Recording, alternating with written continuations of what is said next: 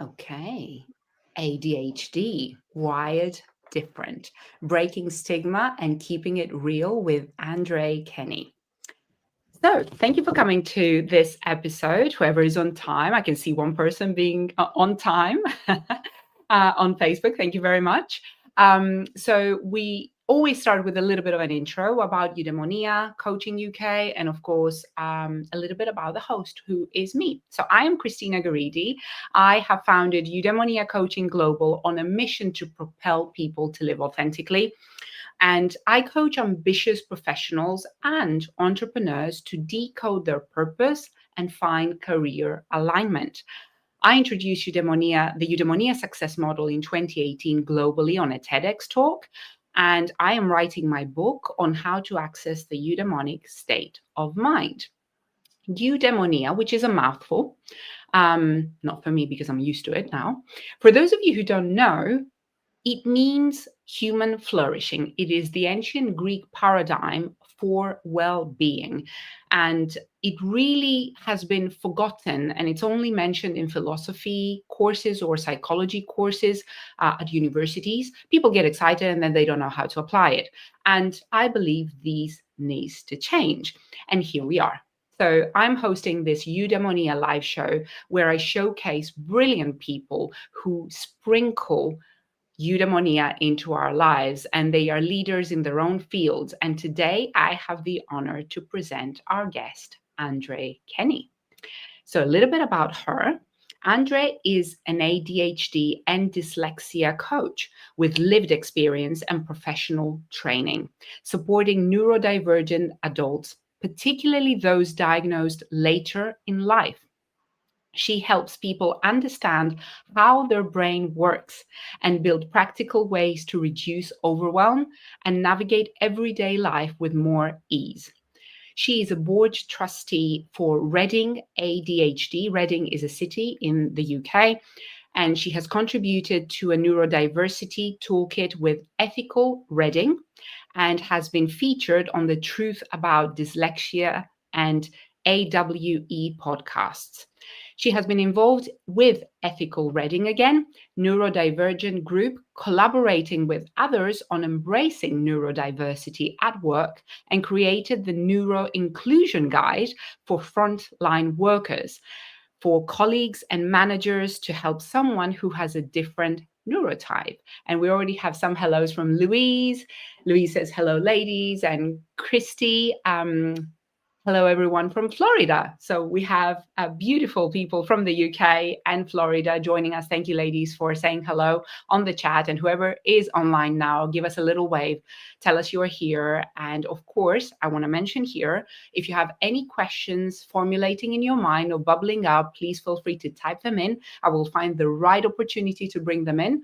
And of course, any comments or any, other things you want to mention to us, if we cannot hear us very well and so on, always give us a little sign. We're a friendly bunch here. We will try to adjust as much as we can.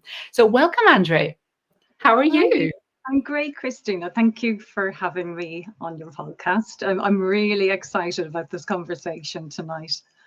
Me too. And for those of you who don't know, we are boiling in the UK at the moment. So if you see both of us sweating, it is because it is very, very warm. We don't have air conditioning here, so. Oh, yes. Oh, yes. Our homes don't have air conditioning. What's that? So, Andrée, let's get into our topic. You have ADHD yourself, and you have worked, and we've been sharing that when we went for coffee recently, in Japan. So she knows some Japanese. That's our first connecting point. But also she has worked globally with global corporations. And I'm interested, because we were sharing that, of course, what were the things that you were normally judged on and kept struggling with until you realized, of course, how your brain is wired differently?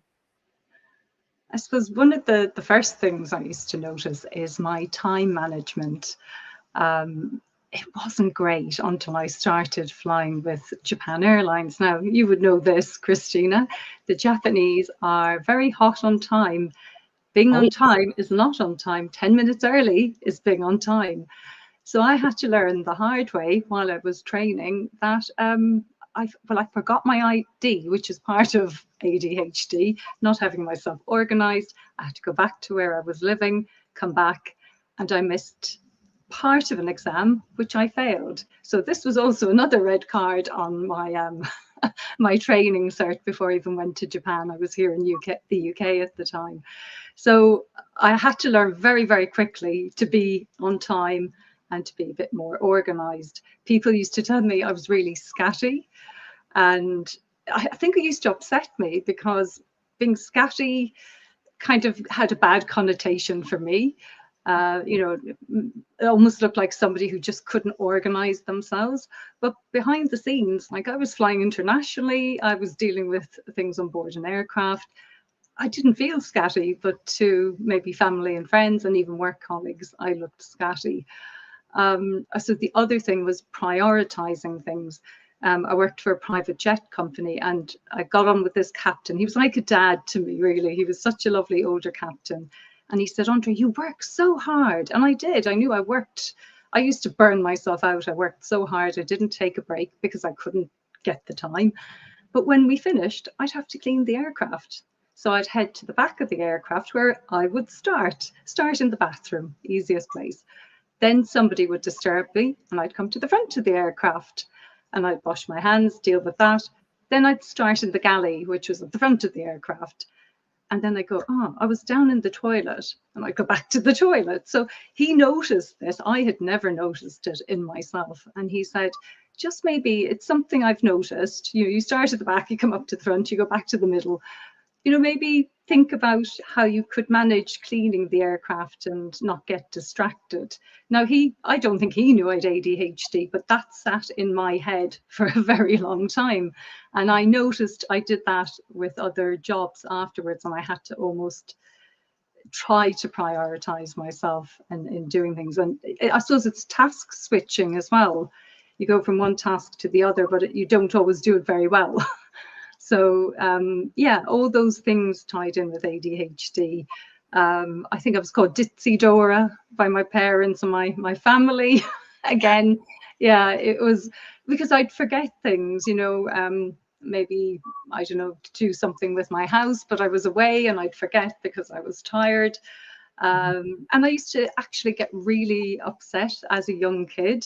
And my dad, very Irish family with very Irish expressions, but he used to say to me, your bladder is behind your eyes, because I used to cry so much. So all that kind of emotional dysregulation, all that kind of tied into it as well. And I think until the day I got diagnosed, I didn't quite understand how those all had impacted me throughout my life. Of course.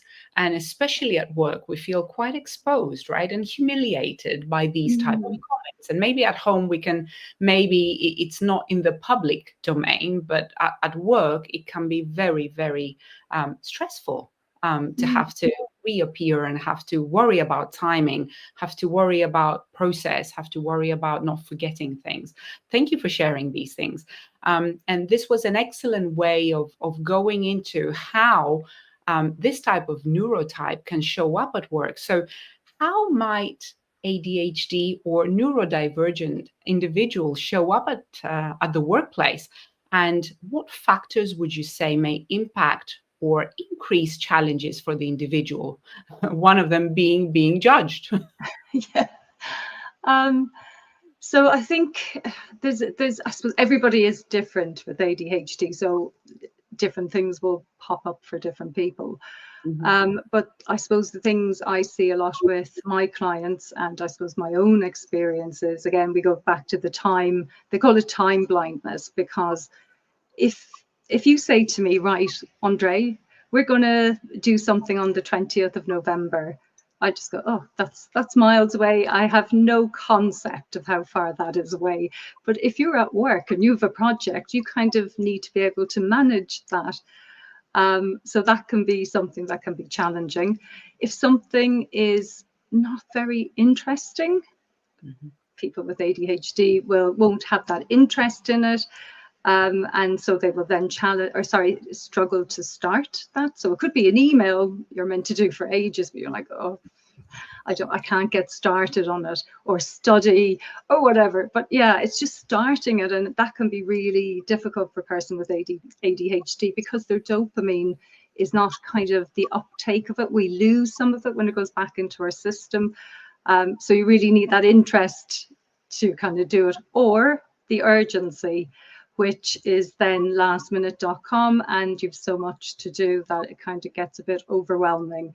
So then you can see that overwhelm coming for people. Yeah. Mm-hmm. And it's, sorry, I cut across. I can imagine. Yeah, urgency. Yeah, the urgency, you're going, oh my God, I have to have this done by tomorrow. You know, you just suddenly see it. And I think then that's where the perfectionism comes in, because then you don't know how much of that you need to do. Where is the bar? People with ADHD tend to have a very high, I suppose, I always say bar, you know, like, is this done? You know, is this done? What is done? And they never know. So they keep going, and that perfectionism kicks in. And then they can lead to going into burnout because they're overworking, they're working weekends late at night. They might even get up earlier in the morning to get to work so they can get more done. And it's, you know, all these things tie in. People might not notice they're doing it either. It'll either be very noticeable or not noticeable. So somebody might have a lot of the things where they're forgetting things and people are noticing that, or they might be the perfectionist that's hiding everything and nobody knows, so they're masking so much they just can't be seen, and they're like the swan. And I think when we were discussing some of these manifestations of behaviors at work, I definitely resonated with the masking part, because at work, especially when we are in a specific line of work, we tend to mask trying to fit in, which is where some of my work comes in. And I think I was sharing with Andrée that my personality, while I was a business analyst consultant at work, really was, there was so much pride in being analytical and being on the numbers and being able to be accurate and create financial models and business cases and so on. But looking back, that was completely masking, trying to uphold the standard. And I remember not sleeping. I remember double checking things because I was prone to mistakes and so on. So I can definitely resonate with that. And until I learned later on, when I got out of that field of work and I realized that the standards are not, you know, that high anywhere else. Absolutely. I don't know if some of you can relate. Give us a little bit of a thumbs up if you can relate to some of these, you know, manifestations in the workplace. Let us know, because when we inherently have them, I believe we don't notice them. And it was so beautiful. You mentioned that old father figure, your captain, noticing and seeing how work, you know, how hard you work, but also how the pattern was completely innate to you, and your inability to notice that in relation to others. So thank you for mentioning some of those. So we started, of course, with some of the difficult aspects of the ADHD condition and how it can be perceived by others, but there are some, of course, very positive aspects to being ADHD. So what are the gifts of actually being ADHD, now that you know? So I know we spoke about hyperfocus, and hyperfocus is absolutely amazing. When you love something, you just put your head down, you can do it for years, and you know, that's a blessing. But I suppose there can also be a downside to hyperfocus. You forget to take breaks and things like that. So I think that's kind of one that can balance, you know, in and out as a positive. But I do think people with ADHD are great problem solvers. We don't think, I'll try and get this word right, linearly. I can never say it. It's my dyslexia, I think. Linearly, step by step. We think kind of non-linearly. So we think kind of 360 degrees. So I think people are also quite creative like that. They can see how something can start and finish. They might not see the in-between bits, but they can kind of see an overall project. And then they're quite creative on top of that as well. I've noticed a lot of my clients will either make their job something creative and they absolutely love, or they have these wonderful pastimes and hobbies like writing, you know, poetry, singing, music. And I just think that creative side, you can see it come out in most ADHD people. They're also quite spontaneous, so they're good to be around. They'll probably be the one saying, come on, let's go here, let's do this, you know, when you can't think of anything else to do. They're very sympathetic and empathetic. Empathetic because I think, personally, I think they've gone through a lot in their own lives, so they really feel what other people are going through. They really acknowledge it and understand it. And I have seen people kind of pick up on other people's feelings, and sometimes before they've actually kind of registered themselves they're feeling that way.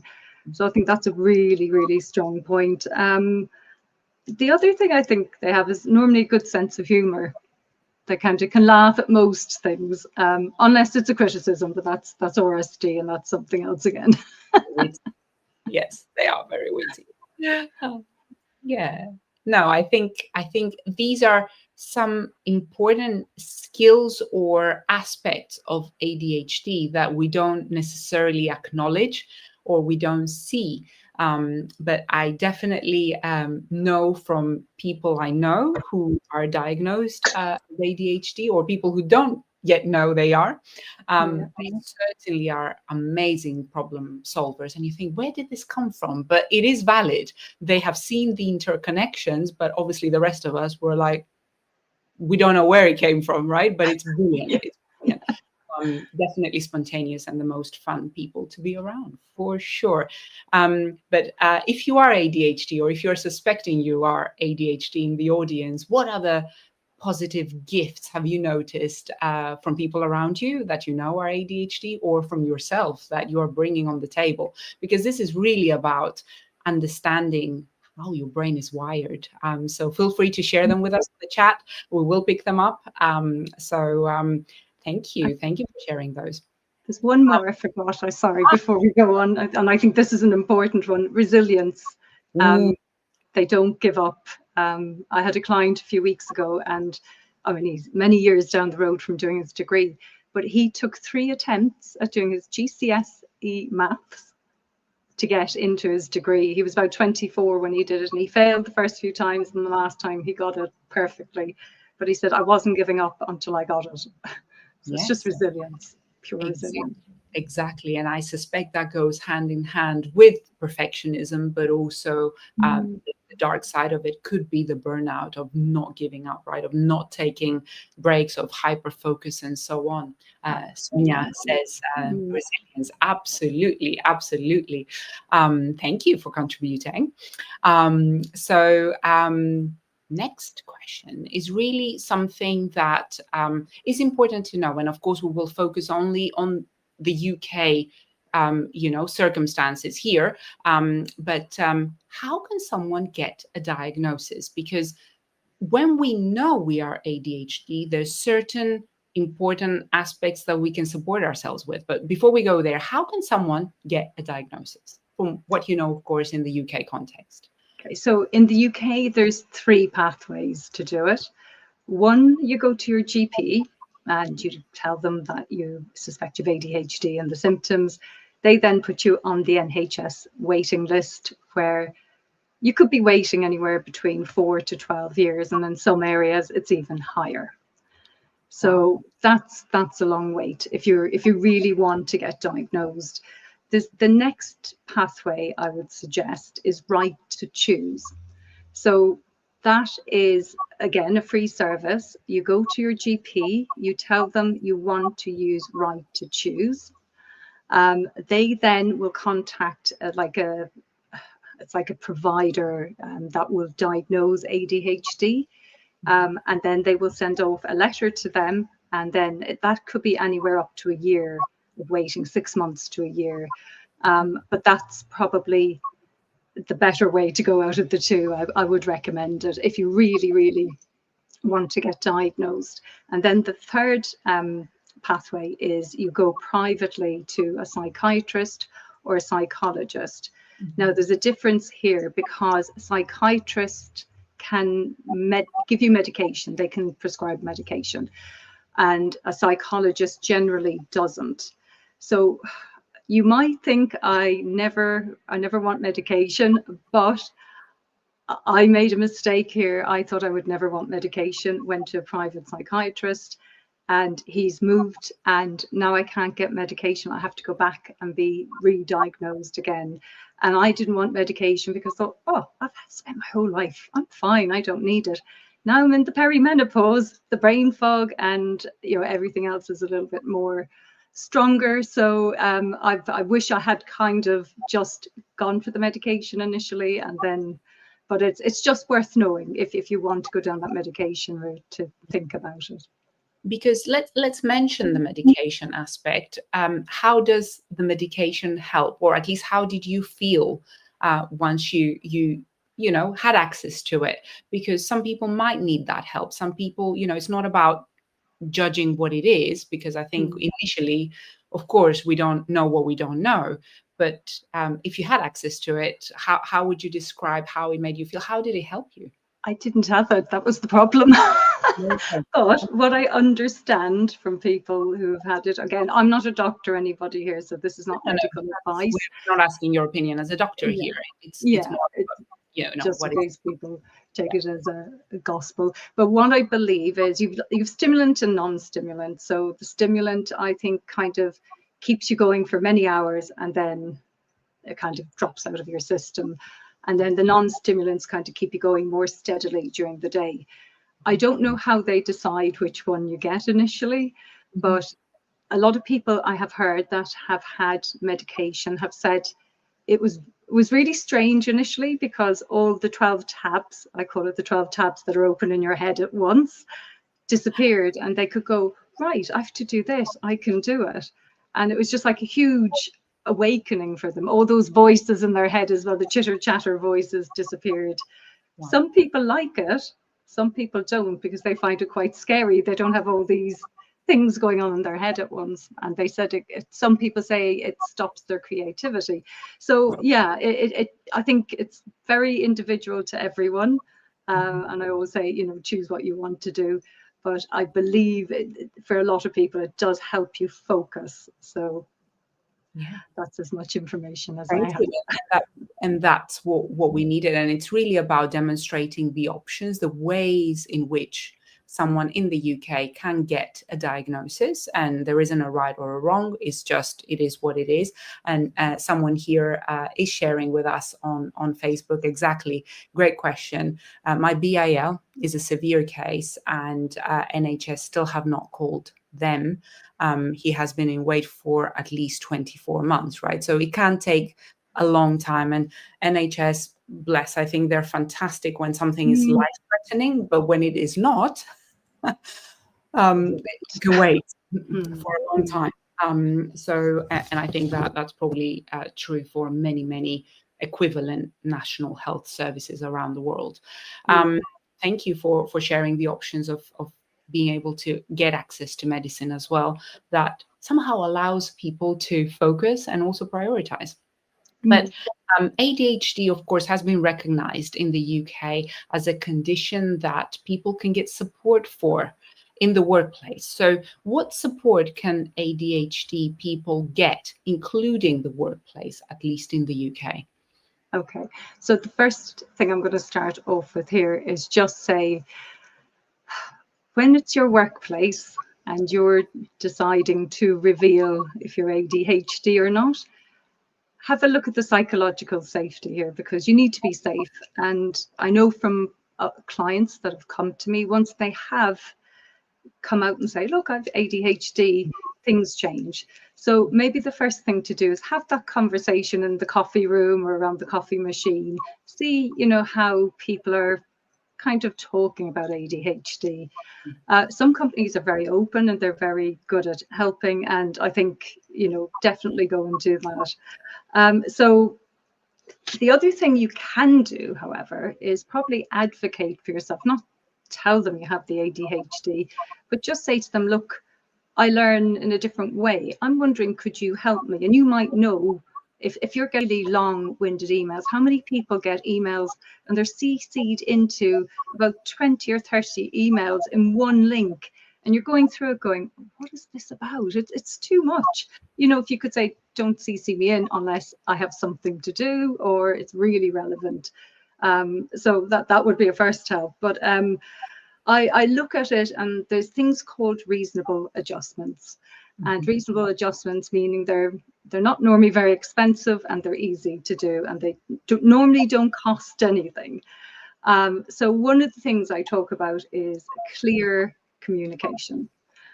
And this is because people with ADHD, if you say, can you finish that? You know, if there's an email, can you finish that? They're looking at it going, but finish what? They need the detail. There's curiosity there. They want to know what they have to do. And probably a bit of the perfectionism will creep in there as well, knowing exactly what they have to do. You know, what does done look like? So what you, Christina, think done is, and what I think done is, could look like two completely different things. So let them know what done is, you know. And my husband always talks, he's neurotypical, about 80%. I don't know what 80% is, you know. So if he wants something done, we're talking about something. I'll say, explain exactly, like, what's the outcome here? Where do you want it to be? So be clear. I think provide context to things. If you're having a meeting, give the person a little bit of, you know, it could be just a few bullet points on what the meeting is going to be about. Sometimes, not everyone, but some people with ADHD are slow processors, so they need that time to let everything filter through and then go, okay, now I know what I'm going to say in the meeting and I have my information. The other thing is, oh, this for an ADHD, this is just abominable. If somebody says, can you come to my office, like your manager? But if they do it on a Friday and you have to wait all weekend, you have no idea why you're going to your manager's office. So the person will sit there, they'll ruminate over the whole weekend. What did I do wrong last week? Maybe I did something wrong a few months ago. Things will come up that they think maybe they didn't do well enough. And it can come to the Monday. And sometimes it's maybe they've got a promotion, maybe they've done really well. It may have nothing to do about, you know, mightn't be anything bad, basically. But yeah, just even if it is something that you really need to talk to them about, just tell them so that they're ready. So the other thing is working memory. Our working memory, again, we have a thing called the executive functioning in the front of our brain. We all have it. So it has all your planning, your timekeeping, your emotional regulation. There's lots in there. But for a neurotypical person, everything just kind of sinks along nicely. For us, we have those 12 tabs and then lots of other things coming in on top of it. So if you come over to me and you say, right, I want you to do da-da-da-da-da-da-da-da, and I'm in the middle of something and my brain is trying to hold the information what I'm looking at on the laptop, and you've just come to me, I could forget. So maybe just send the person a message. You can still talk to them, but also maybe send them a message afterwards with the bullet points so that they know they can refer back to it. Yeah. I think flexibility can be good, because not every job has flexibility. I could never have said to the airlines, right, can I work from home today? It just wouldn't have worked. And not every office or business can do that. But the flexibility could come in maybe with, you know, the person taking a break during the day if they need it, or going to a quiet space. You know, if there's a lot of noise, a lot of people passing by, even smells or even clothing sometimes can be really irritating for people. If they can, you know, just move away to a different location and put in earpods and just do their work. I'm trying to think what else. Tools and systems. Now, a lot of them do cost money these days, but, you know, if it's going to help that person do their job better, you know, what is it going to cost at the end of the day? If like, you know, there's different things now that have planners and reminders and things built in. We're not great at planning sometimes with ADHD. No, I say that we it's not all of us. Some of us are better than others at it. But if you have something and you have a lot of meetings and you have a lot of deadlines, if this planner can pop something up on your screen to say, right, I need to have this done by tomorrow, you know, you can get on top of it. And the other thing I think is very good as well is timelines, visually seeing the timelines, because as I've said, the time blindness, we won't remember, but if you have a board, a whiteboard or something in front of you that you can break it up into even 4 parts, and then you know the bits you can do in between, it will just help the person. Another thing that's really handy is regular check-ins. If the boss could check in with you, because we get stuck sometimes and then you just don't want to tell anybody and you're kind of stuck there because you can't move on. And if you have a nice enough boss that will say, okay, what's going on? If they can help you, it might be 5 seconds. They'll go, oh, you just do that, and then you can move on. But it's, yeah, there's different ways of supporting people, and it's, I suppose it's depending on the manager and, you know, the business you're working in. And I think, you know, so important. I loved how you label those adjustments, reasonable adjustments. None of them sound expensive. None of them sound difficult. None of them sound irrelevant. Any of us, whether ADHD or not, feels to me if we had this type of treatment and support at work, we will all do better anyway. So it's not even, it sounds like common sense to me. I don't know what the audience feels, but to me, this is great leadership, great management, great support in any workplace, not just, you know, for ADHD people, without, of course, reducing it, but it becomes even more important for people with ADHD, and not escaping those, you know, checkpoints, not avoiding them, not allowing, you know, things to fester without being spoken. So important, rather than kind of assuming that nothing, you know, needs to be done here, or that I cannot get support. And we might have to remind our colleagues to often to help us with memory. Look, I'm forgetful. Can you send that to me? You know, in a message as well, so that I can remember before I go to sleep today, or something like this. No, that's really, really, really helpful. I don't know if anyone in the audience has any other tips about how you are getting supported, or how you love to get supported from people around you in order to be able to overcome some of those difficulties, perhaps, that you encounter as an ADHD, especially in a public workplace. Noise was something that Andrée mentioned, or the ability to change locations and environments so that, you know, we can get our stimuli rebalanced and, you know, able to recalibrate some of those priorities. Feel free to put them in the comments, or if you have any questions for Andrée. And last but not least, how do you support and elevate ADHD people that you work with as a coach? Because I know you are a professional coach and you are helping people with ADHD, even, you know, at work, but also in their personal life. How do you support them with your proven methods? Right, so I think the first thing that happens with ADHD, and I think it's probably the same across the board, but I may be wrong. So you finally get your diagnosis and you go, okay, I have ADHD. But the psychiatrist can't tell you. They don't have the time to sit there with you and tell you how it kind of turns up for you every day and how you're going to deal with that. So when people come to me, people with ADHD are normally quite curious and they're hyper-focused. So they'll have done a bit of work. They know kind of what's going on. So when they come, the first thing I support them with is whatever they know straight away they want to work on as a coach.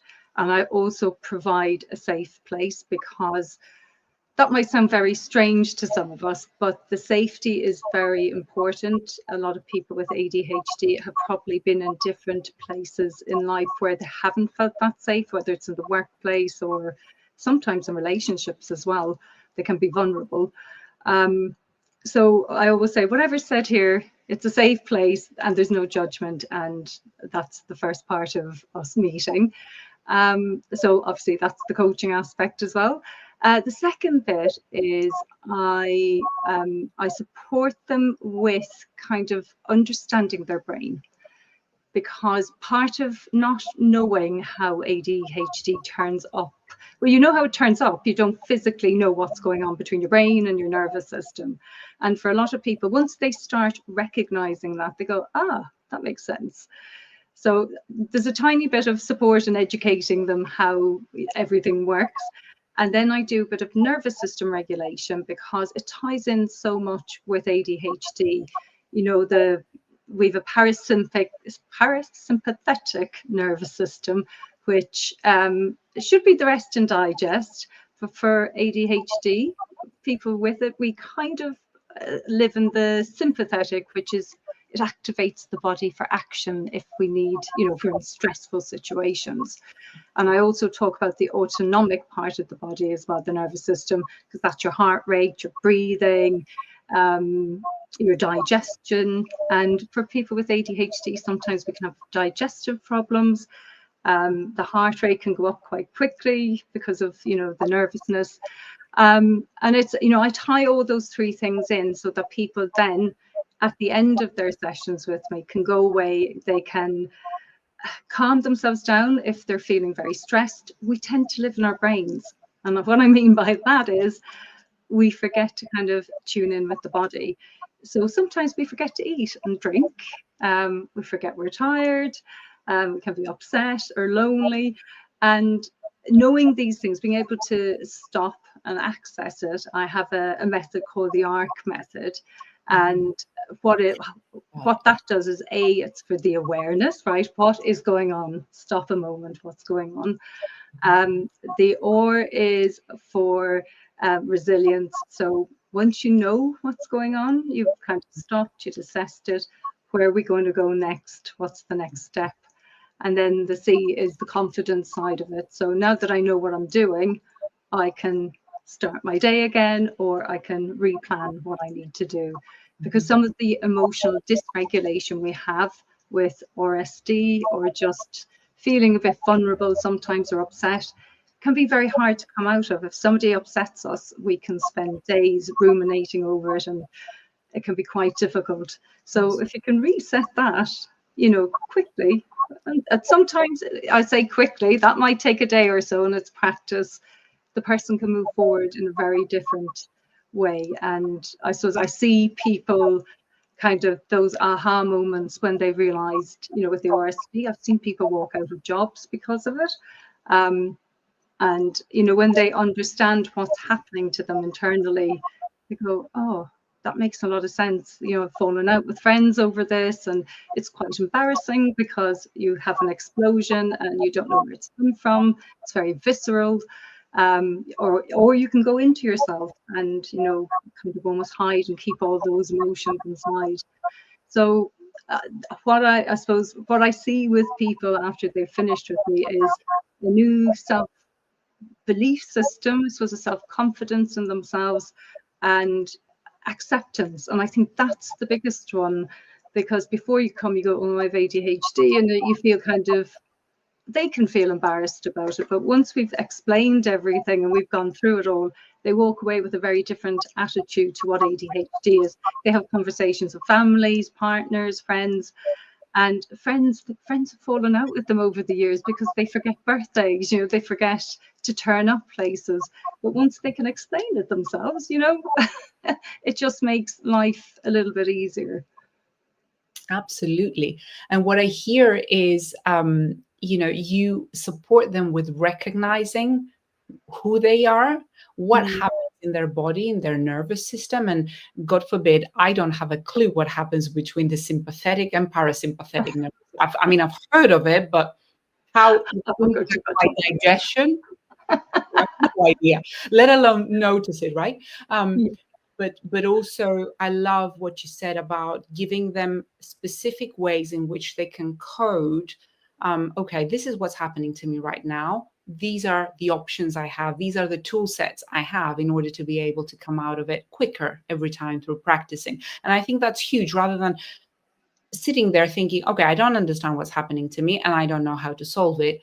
You basically are able to help them codify what they need to do when certain regular symptoms that they notice happen and how to overcome them. So I think that's huge. And just for the joke of it, I do have a friend who forgot to come to his own birthday party. So we all gathered, never turned up. He forgot. So it's true. Now I know why. So it is possible. And we, of course, thought he just avoided us, but I do believe now that he might be ADHD. We've, we've got a beautiful suggestion from Louise, who suggested one of the ways and abilities to support ourselves at work, especially when we're working from home, perhaps, or when we're a bit more freelancing, is, or even in the office, to peer work, to have to double ourselves with buddies and be able to kind of allow us to say, okay, share what we are going to do, our intentions for the hour, and then go. And I think we have experienced some of that in the recent few weeks with Louise. We've been trying to keep each other accountable on certain aspects of our property businesses. Thanks for that, Louise. I meant to say it actually, and it just totally popped out of my head. So definitely a way to support ourselves in the workplace with buddies who will keep us accountable. And I've got a question from Paul here that says, I have a neurodivergent person in my team. Are there any considerations I should factor in when doing co-creation or within team meetings? Because I guess in massive team meetings, especially over Zoom nowadays, which is not very stimulating, let's be honest. You can be bored to death if you are ADHD, right? Are there any, suggestions or things you've noticed with your clients around how a manager or a leader can support their team, especially when one person is neurodivergent as opposed to some of the others? I think, again, when we went back to saying, giving people some information before they go into the meeting, it doesn't have to be a big long email, just some bullet points on what will be discussed so they can think about it in advance. I know a lot of people will turn off their screens as ADHD people, because I haven't talked about the hyperactivity in the body. So for some of them, like tonight, I've been sitting here with a pen kind of turning it, you wouldn't have noticed. They might need to turn off the camera and walk up and down the room because they'll learn better that way. I know some companies don't like doing that, but if it's allowed, let them do that. Trying to think as well, sometimes asking somebody with ADHD on the spot to answer something can be quite difficult. So you could even say to them, look, here's the question, I'll come back to you in a while, and give them the time to think about it. I'm just trying to think of anything else. Yeah, the team ones they're normally quite busy as well. You're kind of just sitting in the background, there's somebody talking generally. It's just trying to keep that person, I suppose, interested. And but I think everybody, it's not just somebody with ADHD, will be bored on that call. But Paul, does that answer it for you? Or yeah, give us a sign if you had something more specific in mind when you were asking this question. But yes, to double up in what you're saying, I suspect I may have a little bit of an ADHD aspect of me. Absolutely hyperactive. My brain has already gone to the next thing. If you ask me on the spot, I'm probably already there, and coming back is hard. And of course, kinesthetic. I learned seeing text on a screen just doesn't do anything for me. But being able to walk up and down the room or have something to fiddle with allows me to take it in so much easier. I think they have stress balls and so on, but there's so much bad connotation with stress balls. I mean, why not a toy, right? And it's called a stress ball. It could be all sorts of other things, right? Digital. So yeah, it kind of, our conversation is making me more aware about how much negative connotation there is to hyper focus, but also hyperactivity, and the ability to kind of sit still has been, revered for years, but it's not necessarily the best way to learn or to interact in a meeting. And a few people, I think, who have the ability go on walk meetings nowadays, or try to kind of keep standing at least whilst they're having Zoom meetings, in order to be able to engage the body a little bit. Otherwise, they fall asleep. So the other thing I've thought of, sorry to cut across you, Christina, Paul, is if you keep it more interactive. I know you can't keep all these calls interactive, but if it's just somebody talking at the person, they will tune off. But if you can keep it interactive, like asking questions and maybe, I don't know, doing polls. I don't know how easy it is to do it, but you just keep it a bit more interactive, have pictures, not just, as you've said, words all the time. And as well, normally with ADHD, there'll be a co-occurring condition. So somebody might have dyslexia and ADHD, autism and ADHD, dyspraxia, or I mean, there's other factors as well. People can suffer from mental health issues like depression and anxiety. And what's the other one I was trying to think of? My brain has just gone dead. The heat. See, ADHD moment. There we go. The real deal. It will come back to me. But it's, yeah, so actually for Paul, which may be, I suppose, a suggestion, but with people with ADHD, they're very picture thinkers as well. So if there's more pictures up there and just a few words, it's probably a bit more entertaining for the person than just a whole slide of bullet point words. Thank you very, very much. I think Paul says thanks. So I think you absolutely covered his, question. And as we've got a little bit of time, I was thinking you shared with me that, especially because you help people who are diagnosed late in their life, it's much more easy to learn good best practices, I guess, when you are diagnosed quite early, and therefore some adjustments can be made either at the family level or quite early on in life.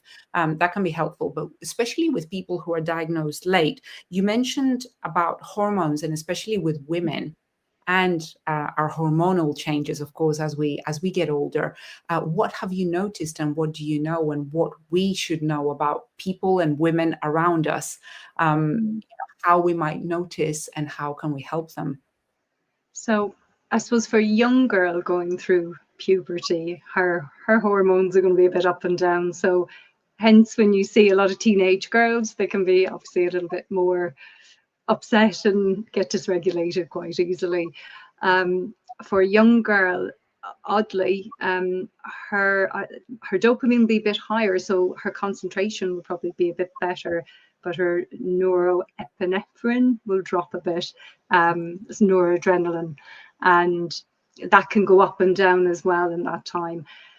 For women that have had babies, postpartum after having the baby, that's quite, I suppose it's a good time to watch that person, because we need dopamine to keep our brains kind of functioning, and estrogen creates the dopamine, helps build it in our body. So when that estrogen drops, our dopamine goes, and it also helps build up our serotonin, which kind of is your happy kind of neurochemical.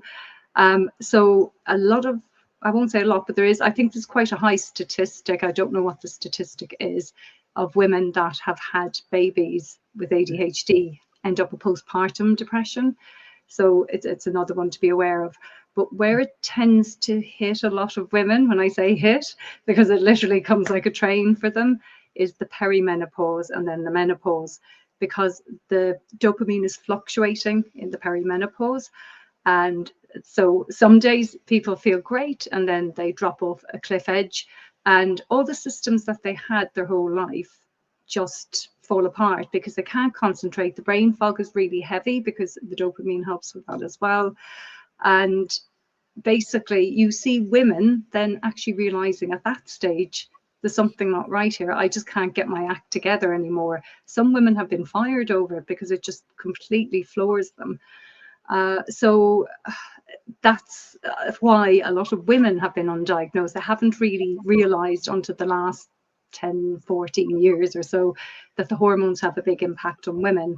And women would have masked generally a lot of their lives, you know, from being a young girl. If you get away with it until you're in your 40s or 50s, it's then the menopause is generally the time it shows up. And I see a lot of women coming in just not ever realizing until they got the diagnosis, and then reflecting back on it and realizing. Some people get really angry because they've spent their whole life and they never knew about it, and it could have changed things. You know, it can, I won't say ruin relationships, but people don't always understand the aspects to it. It can, you know, your jobs, you can lose relationships, and it can be quite a trying time when you think, if I'd known about this when I was younger, or even in my 20s, I could have done so much more.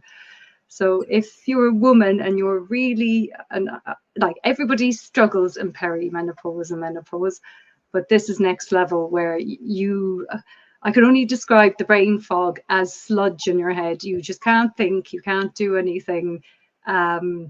Like, you go out, you know, everybody does it, they go upstairs and forget something. But you go upstairs, you're literally standing there for ages going, I've no idea why I would even have come up here. You could spend an hour up there and you still wouldn't remember. So it's a very different, I suppose, brain fog to the neurotypical perimenopause. And may I say, gets misdiagnosed very often as depression or as something different as well. Yeah, when we're discussing it, it felt like a very important aspect we need to bring to the conversation, especially because we all normally work, and you know, because we associate our self-worth with our ability to remember, to get things done, and so on. That gives us a lot of dopamine per se.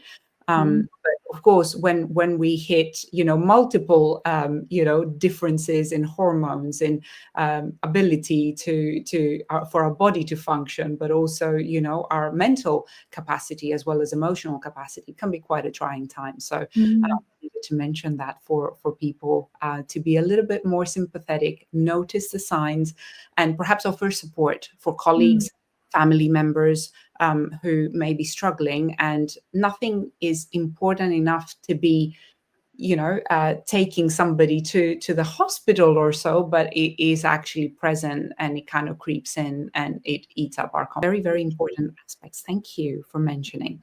So if you joined us today and some of what we discussed felt familiar to you, Andrée offers one-to-one coaching for adults with ADHD and dyslexia, because as she mentioned, some of these conditions go hand in hand.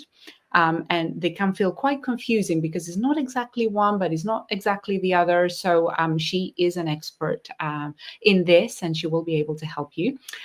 She's specifically for us opened a small number of reduced rate spaces for podcast listeners. So that's for us. And everything starts with a short call to see if it feels like the right support for you. So you can either book on her website, which I'm going to share on all the channels that we have broadcasted today underneath in the comments in a little while, or email her. And I will put really her contact details on the comments so that you can get in touch with her. But other than that, you can link with her on LinkedIn, which is the only place where she accepts, you know, connections professionally. And if you've got any other questions, feel free to share them here. We will pick them up maybe at a later stage.